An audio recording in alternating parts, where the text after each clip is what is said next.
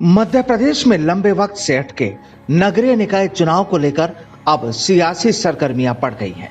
उपचुनाव की जंग फतेह करने के बाद बीजेपी के हौसले बुलंद हैं और बीजेपी ने नगर निकाय चुनाव को लेकर कमर कस ली है। बीजेपी नगरीय निकाय चुनाव में युवा चेहरों पर दांव लगाने की तैयारी कर रही है। साथ ही पार्टी ने तय किया है कि प्रदेश की 16 बड़े शहरों की नगर सरकार में अधिक से अधिक युवाओं का योगदान होना चाहिए। आपको बता दें कि बीजेपी ऐसे ही यह दांव नहीं खेल रही है। इसके पीछे भी वजह है।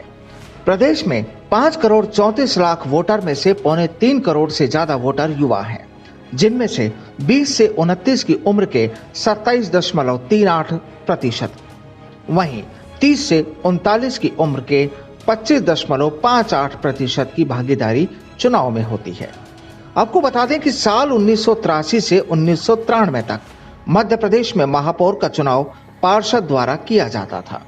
इसके बाद सरकार की ओर से फेरबदल किए गए और महापौर का चुनाव सीधे जनता द्वारा कराया जाने लगा।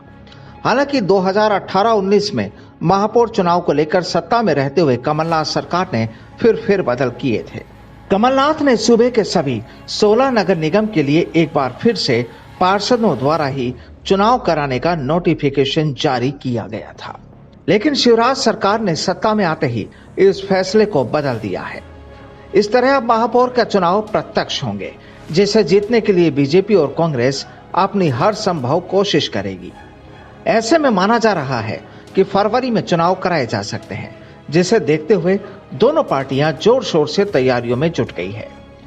राजनीतिक पंडित बीजेपी की बड़ी तैयारी बता रहे हैं। उनका मानना है कि बीजेपी युवाओं पर दांव खेलने के साथ ही आने वाले विधानसभा और लोकसभा चुनाव से पहले युवाओं को अपने साथ लाने की बड़ी तैयारी कर रही है। जिला अध्यक्षों की बैठक में प्रदेश संगठन ने साफ किया है कि इस बार नगरीय निकाय चुनाव में सक्रिय युवा चेहरों को प्राथमिकता दी जाएगी।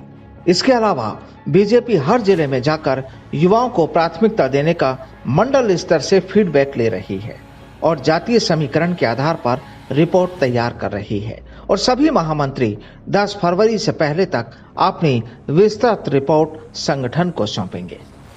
बहरहाल मध्य प्रदेश में 16 नगर निगम, 98 नगर पालिका और 294 नगर परिषद के चुनाव प्रस्तावित हैं। संभावना है कि मार्च के पहले सप्ताह में नगरीय निकाय चुनाव की आचार संहिता लागू हो जाएगी। इसे ध्यान में रखकर ही बीजेपी अपनी रणनीति पर काम कर रही है। Bureau report, the fact India.